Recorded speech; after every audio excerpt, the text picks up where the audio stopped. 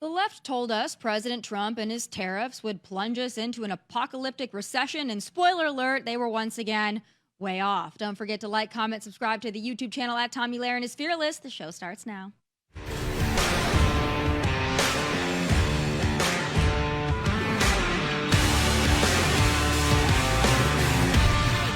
Trump is a complete and total disaster on all the things. But at this moment, as it relates to the economy, I think at this point, you have to assume that Trump is intentionally trying to send the economy into a recession. Today, Democrats brought in voices from across the country to testify about the harm Trump's trade war is doing to small enterprises. The economy is flailing in a free fall. Why? Trump tariffs.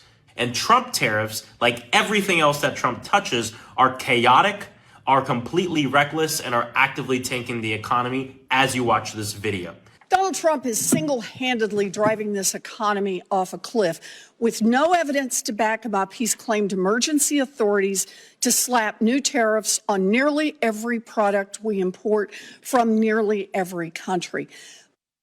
Well, I hate to ruin a Democrat's day. Oh, actually, just kidding. I really don't care. But the American economy is not bottoming out. Inflation is cooling. The stock market is soaring. Trade deals and American investments are pouring in.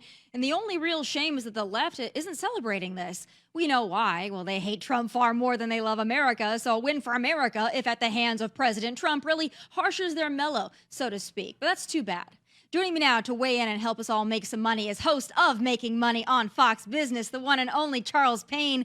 Charles, you're a very busy man. Thank you for taking the time to enlighten my audience today. you got it. By the way, great open. The only thing they really succeeded in, to be quite frank with you, is almost making economic crash a self-fulfilling prophecy. Tommy, I got to tell you something. If you look at all the consumer sentiment surveys in February, March, early April, they were through the roof. People saying they never heard this much dire news about an administration's policies. It was more worrisome than COVID, than 9/11, than the great financial crisis. I mean, it was elevated by, you just can't believe this message that they just kept pounding into people. And then investor sentiment went south, right? Everything went south in terms of sentiment. And it's so funny, man, it's so disingenuous when they say, wow, look at this. People are feeling really afraid. Why? I wonder why. Because you made them afraid. But by the same token, our economy kept moving. Our economy kept responding to things that were really happening, not what might be, not what could be, and not the fear mongering. So, Charles, I'm just asking you to speculate on this, but I've seen you tweet about it. There are folks that do a job similar to yours on other networks. And of course, they had the same message, doom and gloom. The tariffs are going to destroy the economy. We're heading towards a recession. I mean, they were making people panic, as you mentioned. Do you think they were doing that because they were genuinely afraid of an economic calamity? Or do you think that they were doing it simply because they have maybe some Trump derangement syndrome and they wanted people to think unfavorably of what the president was doing? If you were to just speculate on their motivation. Okay, let me tell you, I think they all have a degree of Trump derangement syndrome, some more than others. And I think that did cloud and has clouded their way of expressing the news and their way of interpreting things. So give you an example. When they talk about the recession, the next recession, in such dire terms, recessions happen. They're going to happen. They're cyclical. We have a cyclical economy that matches a cyclical, we're people, right? So we get excited. The economy gets too far over its skis. It comes back down. But in the last 20 years, our recessions have been so narrow, so shallow, and so quick that they've come and gone pretty quickly. And a lot of times people don't notice. Then there's the pullback, right? The market's down 10%. It was the end of the world. Well, in the last 100 years, we've had about 105 of them. In other words, they typically happen every year. It's normal stuff that they were just making they were making it like the end of the world, like calling the Hindenburg. They were watching this. Our economy was the Hindenburg with just normal things. And I have to tell you, just again, purely speculating, I think some people were willing to hurt their audience, to harm their audience more than because of disappointment and anger toward one person, President Trump. And I think that's so awful because people have done this for a long time. Not that we should be sanguine and always and blow everything off. But one thing we do know, the market's crashed many, many times. And after a while, guess what happens? It rallies back to new all-time highs. And to sort of urge people to sell, to say there's going to be a Black Monday, to sell everything now, it's criminal. It's criminal. Yeah, it's really unfortunate that they do always have that tinge of Trump derangement. And there are some that, of course, are inflicted more than others. But I want to get your take on everything going on. It seems like every day we get an announcement of some kind of investment in the United States. President Trump being in the Middle East right now, announcing more investments. And they sound really good. And we're hearing about companies that are bringing back production and manufacturing to the U.S., the commitments some have already started building. So we got to take all of it with a grain of salt. I think that there's going to be some fantastic investment. Do you think it's going to offset any of the even short-term pain that we may feel when tariffs take full effect in a couple of months? You know, Tommy, I've been suffering from sciatica in my right leg for 7 months. Right now, on a scale of 1 to 10 in pain, it's a 2. 3 months ago, it was an 8 or a 9. Like I was wanting to cry. When we use the word pain associated with all of this, I think it might be the wrong word. If I had to equate it to my sciatica, it would be a 1. And how do we juxtapose that to what we're trying to achieve? You know, this is the equivalent of planting an apple tree and saying the next day where there are no apples, or an apple grove and saying the next day, where are the apples? If we really want to feed ourselves, if we really want to be self-sufficient, we have to plant these seeds. And you know what? Maybe planting them works up a sweat. You may get sore from all of that, but it's not necessarily pain. And that was the one word that's been thrown out there, and I think it's the wrong word. And again, this short-termism that we've all sort of been trapped in, and it's unfortunate because now the average American is living their life on Wall Street time. What is Wall Street time? Every 3 months is earnings season. These companies report how well they've done, like a report card, and the stock market goes up or down. And these individual stocks go up and down a lot. Like they can go down 20, 30, 40% in a single day. And all of a sudden, they're telling us, the average person out there, hey, live your life around Wall Street. If Wall Street has one bad quarter, it's the end of the world. It's a recession. And that's a huge mistake. We need to live our lives around our clock, our time frame, which should be our lives, our children's lives, and our grandchildren's lives. Yeah, and again, when they talk about all this pain because of the self-imposed, economic collapse, President Trump is doing this on purpose. I didn't see that same worry, shock, and awe when they really closed down our economy in some places for over a year due to the glorified cold that was COVID.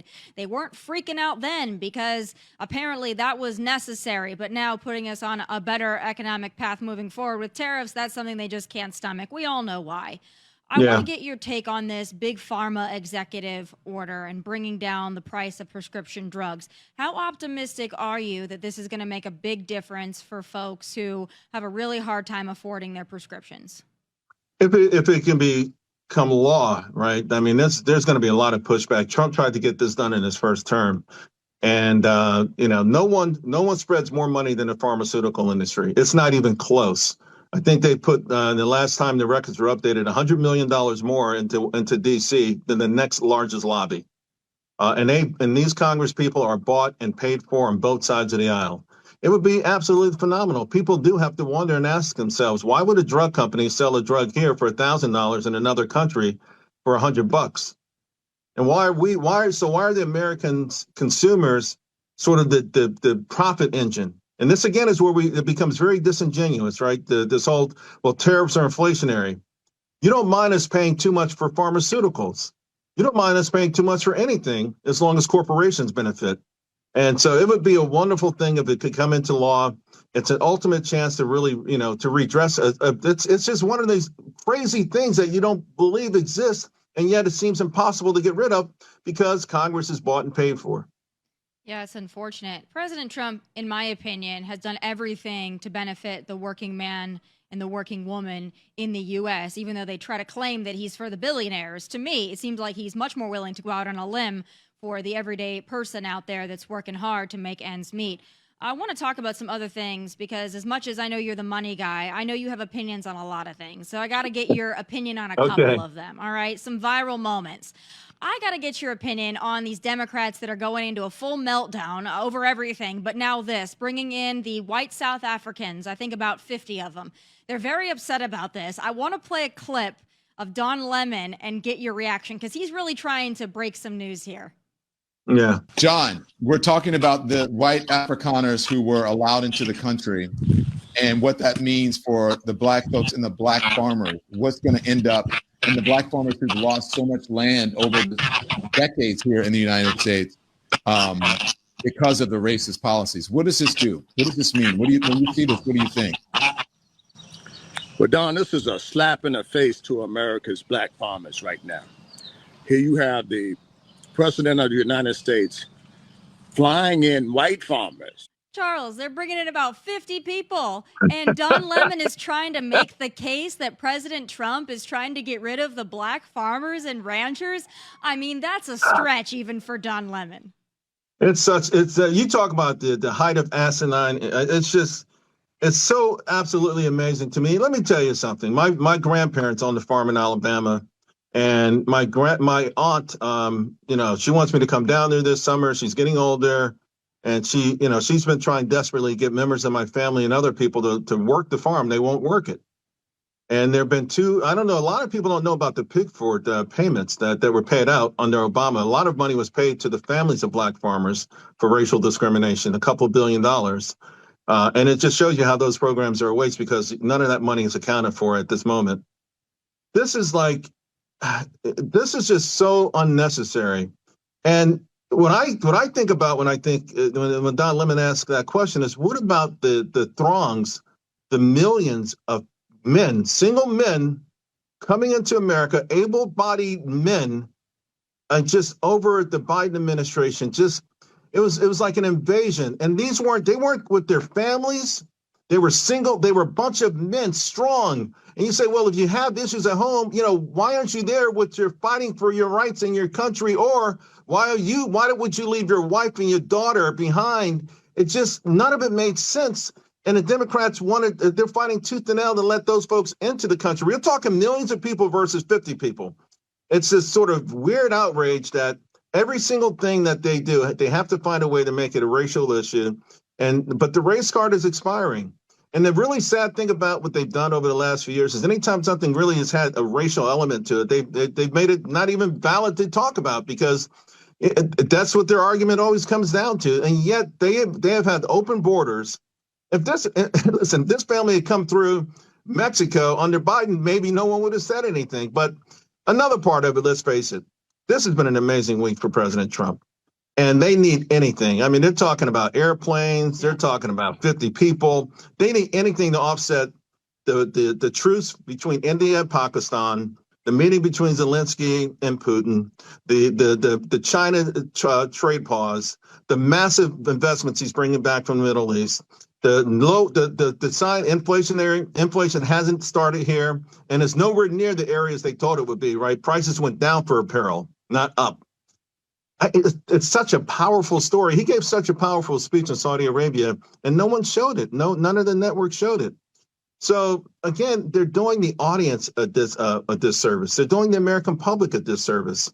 And the good news is that fewer and fewer people are watching it, and fewer people are influenced by it.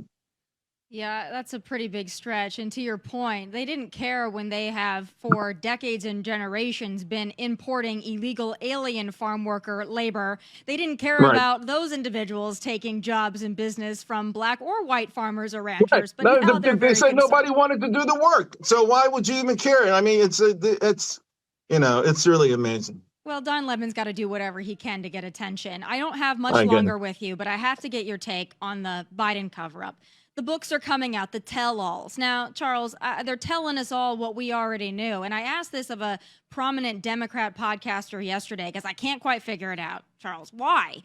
are those of us on the right, maybe in more conservative media, why were we able to detect Biden's decline back in probably 2019? And it took them until June 2024. Something's not adding up. So either they are that oblivious, which is concerning, or they're lying. So either option is not good.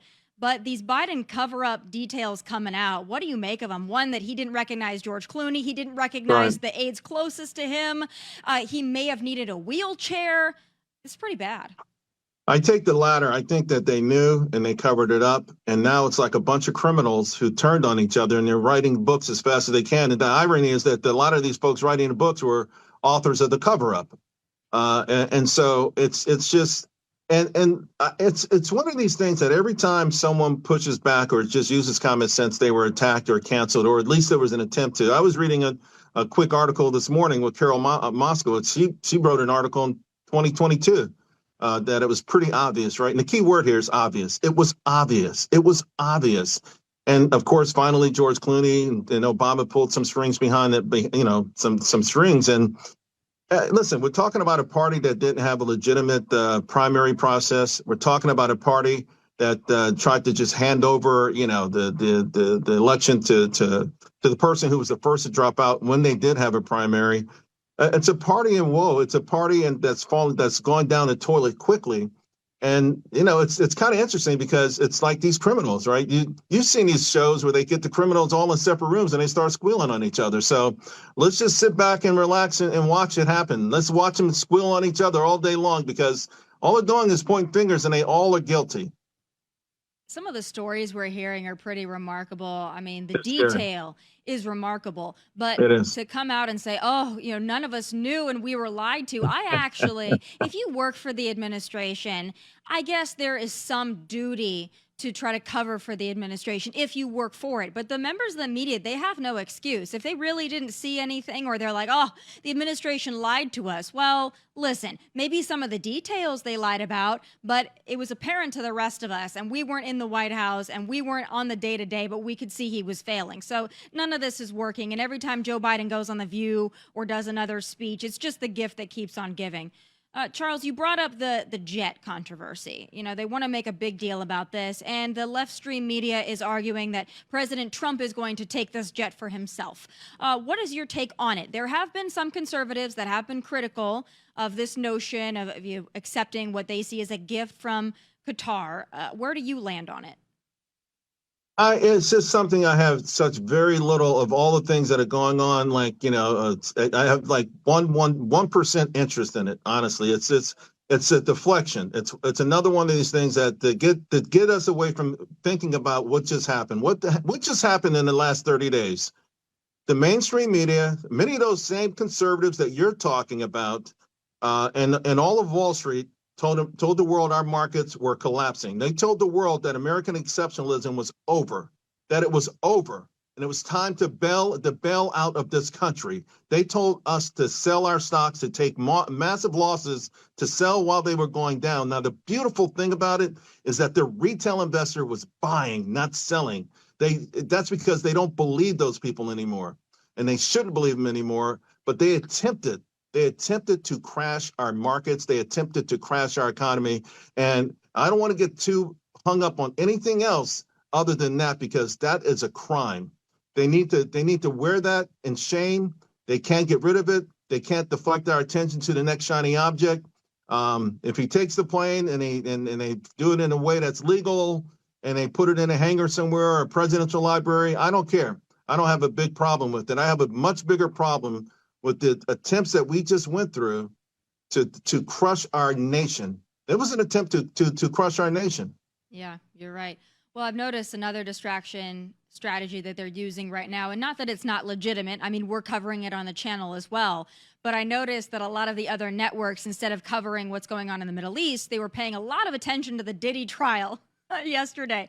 It's important. I mean, the people do care about it. It's certainly big in terms of cultural relevance, and Fox is covering it quite well. CB Cotton is covering it. A lot of folks covering it well, but they're very concerned about the Diddy trial right now, more so than all the historic activity going on in the Middle East, which is really amazing. Someone who's a big fan of yours, besides all of us, is President Trump. I saw this Truth Social post about you, of course. He's watching you, obviously, and he thinks you're doing a great job. Now, I know you're a humble guy, but when you see him say these things about you, I mean, how does that feel? It's the president really giving you a shout out and a big one. Yeah. Yeah, you get goosebumps, you know. The first time I met President Trump was maybe like 10 years ago, long before he even ran for office the first time. And, you know, he was in a green room. He was going to do a hit at Fox. I was going to do a hit before him. I was on the computer. He had a big group around him. And then I heard someone say, now that's the man right there. And I'm typing and I look up and it's Trump pointing to me. So he always kind of liked me. He wrote me a few notes and letters over the years. And, you know, when he was in the White House the first time, we spoke a lot about different policies. He would ask me my opinion on things. I went to visit him. And I saw a side of him that, you know, that I think we're seeing a lot more now, you know, than the first time around, that I just wish everyone could see. You know, I mean, I do believe in my heart that he wants to help all Americans. And I do see what he's trying to achieve. And I do agree with a lot of it because, you know, I've studied history, and the notion that we're a great empire and we will always be a great empire is foolish. You know, great empires become complacent, and that's what's happened to us. And during our complacency, the only thing that's happened is that we've been ripped off by the elites. That's why they're upset. The tariff thing, the only reason the tariff thing upsets them is because it may hurt corporate bottom lines for a little while. That's the only thing they care about. It's the only thing they care about. If Democrats are smart, they would shut up and study that tariff thing, because there are ways they can use it to help their own agenda if they ever figured it out. But, you know, it's humbling. It's humbling. By the same token, though, Tommy, yesterday after my show, I was leaving. One of the stage managers who's been here longer than me told me his dad had my book and it's all rabbited. He loves it. He's highlighted it, and he wants to sneak it out and bring it to me and have me sign it for Father's Day. Now, that almost made me cry. Yeah. Well, I mean, you're one of my very favorite people. Anytime I get a chance to work with you on the channel, it's always my honor, and I listen to you very closely. But I just hope that the Trump administration isn't going to steal you away, because every good person at Fox, they take all of our people. Pretty soon we're not going to have anybody left. So I know that he likes you, but I hope that he doesn't take you from us, because we need you right where you are, doing what you do and writing books and educating us. Before I let you go, I know you got to leave, but I will have to have you give your advice to my audience on what they should do in the market right now, in your humble opinion, but expert opinion. How should they be acting this week, next week, and for the next couple months? Well, first and foremost, don't sell. Don't take a loss. Secondly, if you have individual stocks, know what you own. And thirdly, we are just beginning the fourth industrial revolution. What's going to happen to humankind we've never seen anything like this before. AI, Chat GPT, robotics, all of these things are going to change our lives, and you want to own a piece of that. So don't let volatility in the market, and don't let any talking head on Wall Street or on TV shake you out of the chance for you to get a piece of that action, or at least hold on to it. Exactly. Thank you so much for taking the time. I know you got to go and run and do your show. Thank you so much. I hope to see you soon. You're one of my favorites too. You know that, so I appreciate you. Thank you. Thank you so much. All right, folks. The DNC is moving to push out David Hogg due to, I kid you not, gender balance issues. For the party of woke, y'all were no doubt asleep on November 5th, 2024. It's time for final thoughts.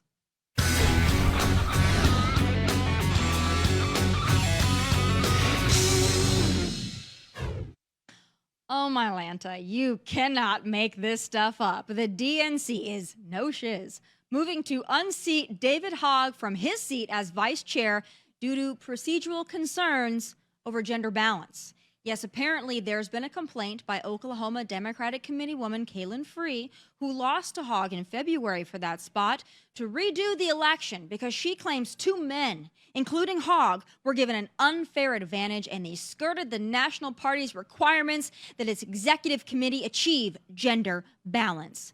Well, you'll recall this they-them gender fiasco from the DNC party election. Our rules specify that when we have a gender non-binary candidate or officer, the non-binary individual is counted as neither male nor female, and the remaining 6 offices must be gender balanced. With the results of the previous elections, our elected officers at this point are currently 2 male and 2 female. In order to be gender balanced, we must have Add one male, one female, and one person of any gender. Could y'all follow that? Because I couldn't. But you could say this is the perfect example of the snake eating its own tail. I mean, bravo, chef's friggin' kiss with a cherry on top.